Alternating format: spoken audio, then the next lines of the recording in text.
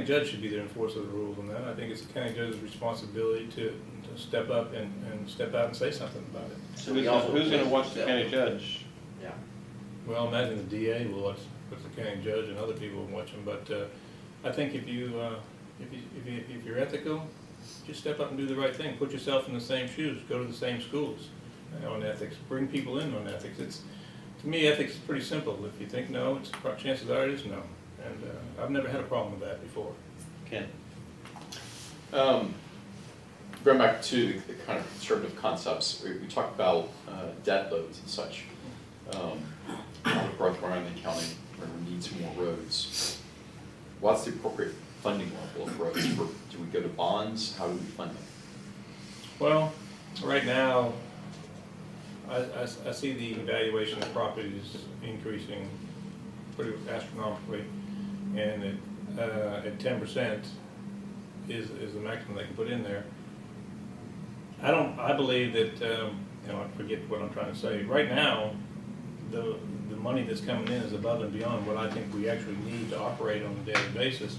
Therefore, that if this is going to continuously happen, then we need to take those funds and put them into a long-term plan to help pay as we go on these projects. And I think we could be doing. I think we should have been doing that. But also, I'm here to tell you that I believe that I'm going to challenge the state reps and senators about dropping that valuation down. If the cost of living rate is 3%, 2.7%, what have you, and we're hitting 5 and 10%, we're getting all this extra money in there. So if it goes to bonds, I don't have a problem presenting that to the taxpayers, but it's a decision they should make. And if the taxpayers turn it down, I'll never go around the backside and do a certificate of obligation, ever. I think it's inappropriate. It's part of the procurement world anyways, and it tells you in the procurement world. It's pretty simple. If you bid something out and it doesn't work out for you, you keep it, and that's the way it is. But I'm ashamed that happened. And it's not how we operate. And to me, that's part of being conservative. You do that, you're not conservative, and you can say you're conservative, but you're not. So, I think there's ways to fund things. I would like to fund a lot of projects, pay as we go, but we need to really put a plan together for short-term, long-term, and the short-term plan is this. The thing you run into, and I respect what these guys have to do, the commissioners are elected by the precinct, and they're going to operate that way. The idea is to say, okay, guys, you need your maintenance money, I get that, but what can we do for long-term plans? We need all to invest that, and we have to determine where the needs are, which precinct we need, and what roads they are. We need to do a true mobility transportation plan, and we need to invest in it, and we need to invest other people in this community in it. So You kind of touched on it then, but in the past, since you've been involved, how do you understand that the money is divided precinct-wise? In other words, the income comes in, do they battle it out? Do they battle it out behind closed doors? Do they battle it out in Commissioner's Court? Or how? You mean should they or are they? How have they been doing it, and how would you suggest that it's done? Well, part of what I was talking about, how they do it right now is they just split it evenly. So it's kind of a more of a parochial type system that's set up, and I think that, like I said, Does that make any sense, other than there's four? Well, it probably did in the past, a long time ago, and because when we really weren't building roads, and it goes that far back, but now that the county is so diverse and so different and it's growing, I think that they have to have money to do their maintenance of roads. It's important to maintain the roads, but they're also building roads in there, and I think that needs to be planned countywide with the process. So no, I don't think that they should just evenly split it 25% like they have been. I think you need to look at what needs to be done and get them to buy into that. It'll be difficult because you only have one vote up there, so it's really difficult to, I think, bring them together to do that is important. I also think we have a lot of problems within the county on traffic right now, and we need to find a way to relieve that. And the more and more roads and toll roads we build, the more and more we're going to bring people inside. So we need to do something about it. Along that same line, if I've got a couple. Yeah, go ahead. Along that same line, what's your understanding in the past of the Commissioners Court dealing with GHAC and HJC? HJC. Yeah, Houston, Galveston County. Houston, yeah. No, that's fine. Yeah. Um, Yeah. Well, there's not a lot of money out there. It used to be years and years ago that you could go and get some projects taken care of pretty quickly. Now you can't. But at the same time, if you're gonna sit at the table on HCAC, you need to bring some money home, okay, and to the county. But it's just a decision process, how they do that, and I'm serious when I say there's a lot of organizations there full time dipping into those funds. So, I would think I would concentrate more on, with HCAC, about our internal county needs than the external side of the county. I'm not against toll roads if they pay as they go, what have you, but I'm just saying, I think there's more, we have more needs, inside the county on transportation. So let me ask you this, what made you decide to switch from working as an employee and running for office?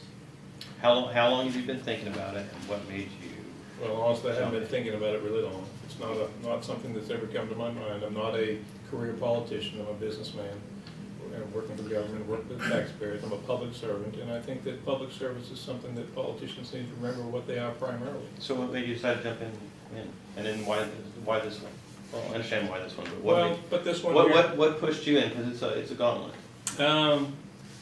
When I approached people that I work for and laid out some things in reference to these projects, and they didn't step up to the plate, it irritated me. And you gotta do the right thing for the right reason. And I'm willing to step up and take a $25,000 pay cut, because that's what I'll take to take this job, because I know I can make the difference of it. And like I said, I never thought about being a county judge. It wasn't something I thought. I had other plans later on in life.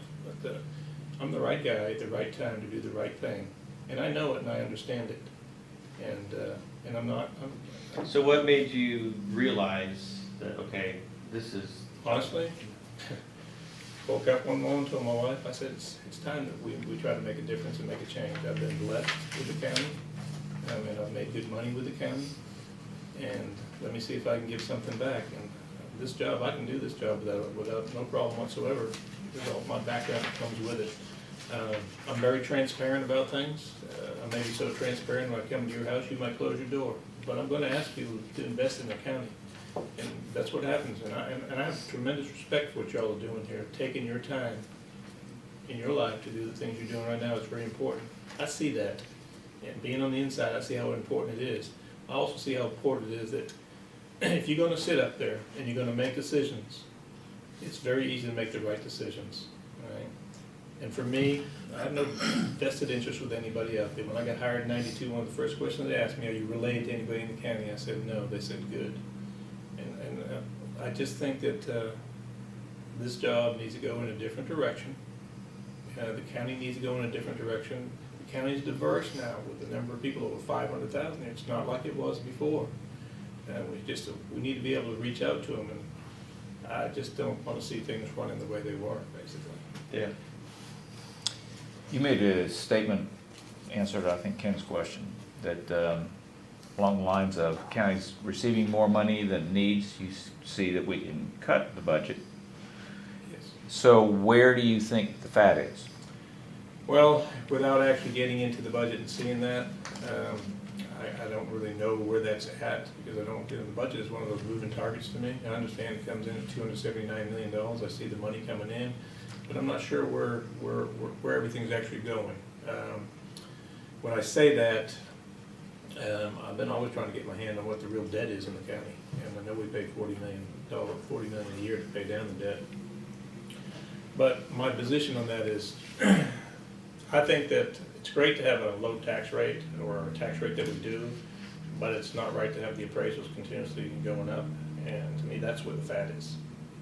So, to me, that's my opinion on that. What do you mean? Well, I think that the fact of the matter is, that we government always saying, well, we're holding our tax rate, we're holding that tax rate all the time, but your valuation of your homes keep going up. And it's going up, it can go up 10%. I don't know about you, but every 7 to 10 years, your taxes will double.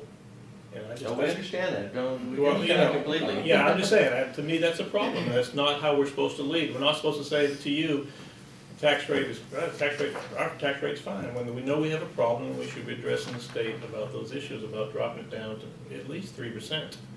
All right, and I think we can live with that. So the fat basically in there would be to sit down with those departments, actually look at them. I understand how they operate and what their needs are. You know, there's a lot of things you can do to fine tune budgets. And until I can actually sit down and look at them, I really don't know. I could through attrition for sure. Okay, there's no question through attrition we can do that, and I think we can consolidate people together, and I think we can run leaner, and you can get people to buy into it, and I really think you can. So, James? You know, none of these, We've been going 30 minutes. none of these precincts own an asphalt mine or a concrete mine, yet a number of them feel like they have to own highway equipment to pave roads and that sort of thing. But you know, they're not really in that business.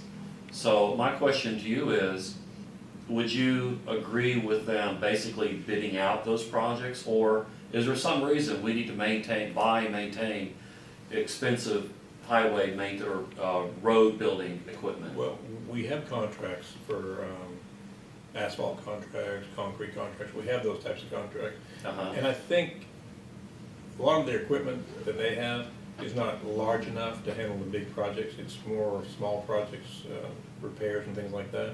But one of the things you could look at is more of a unit type system in government, whereas you have a department where all your equipment's at, and you work on it like Fort Bend County does. They have a unit system, and not all the commissioners have all the same equipment, and they share the equipment based on what projects need to be done at the time.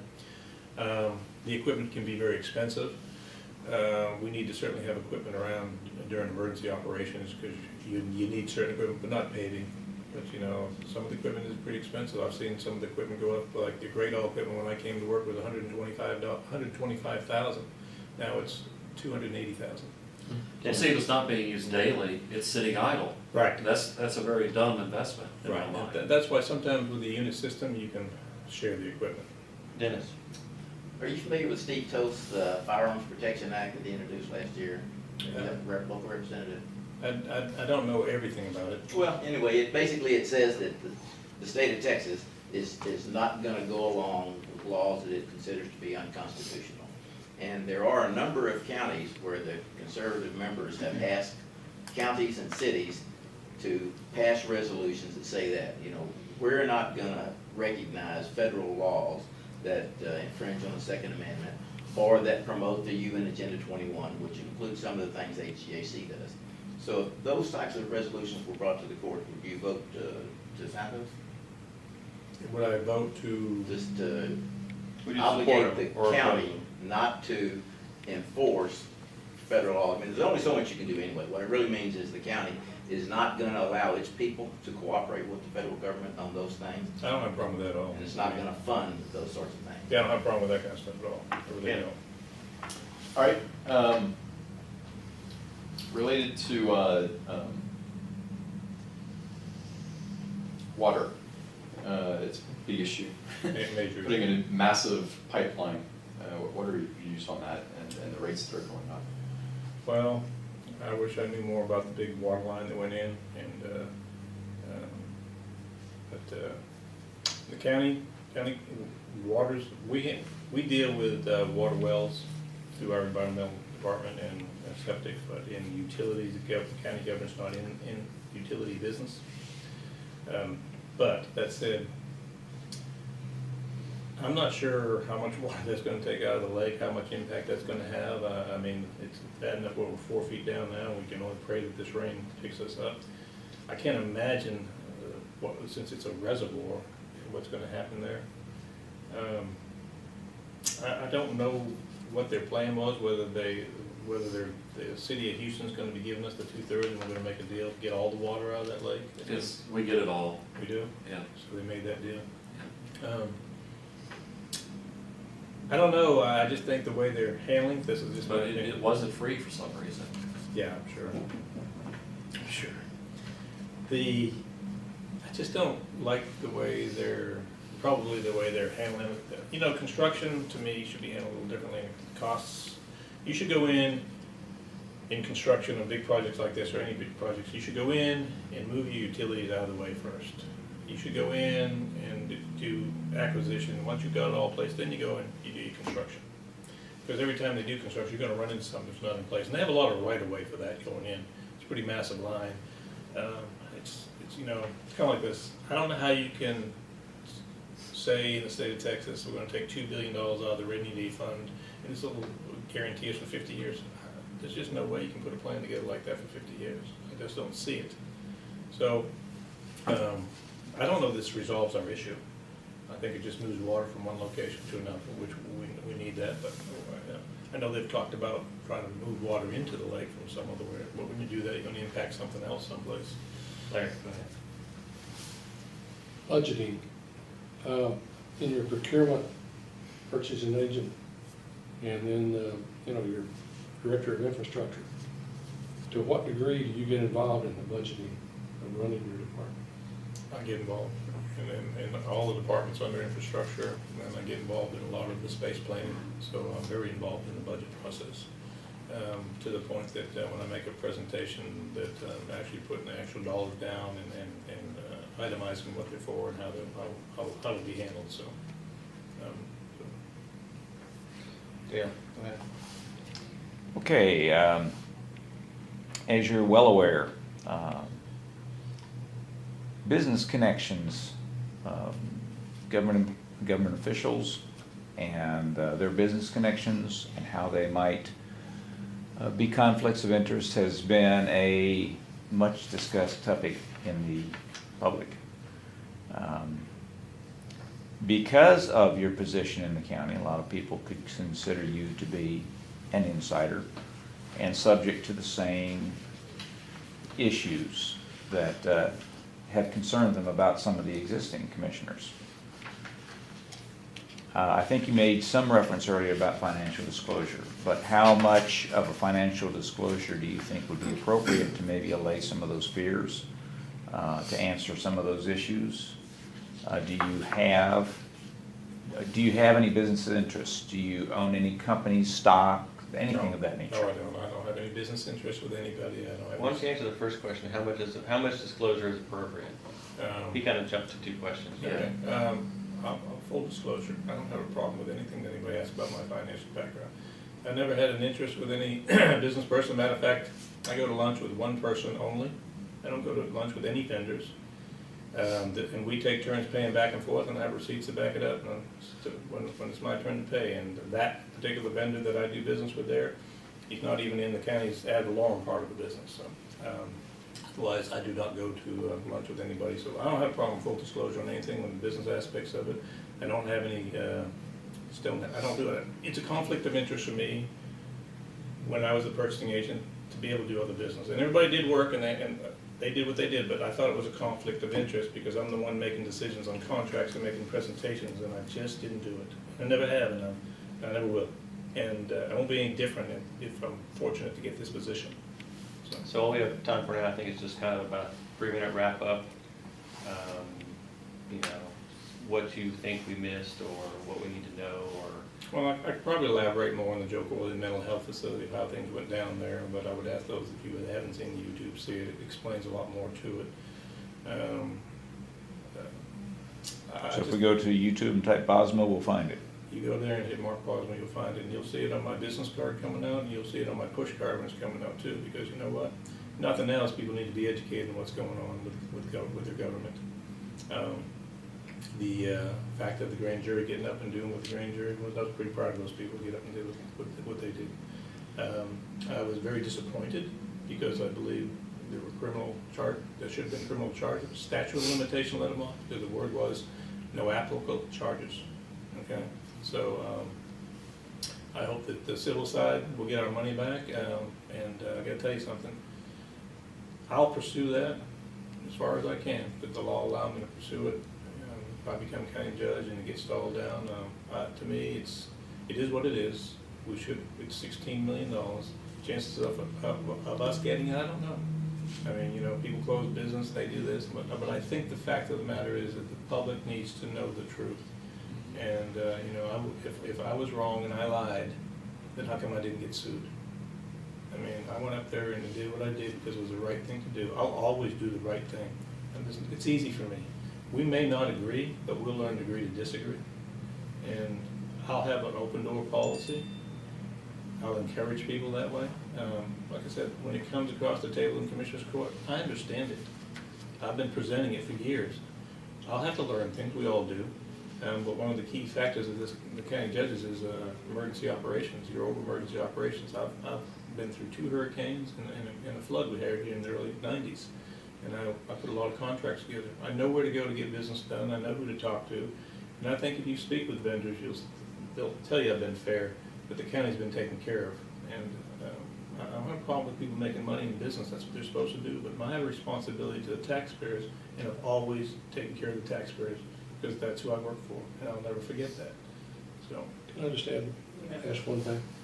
Give us just a real quick generalization of your campaign.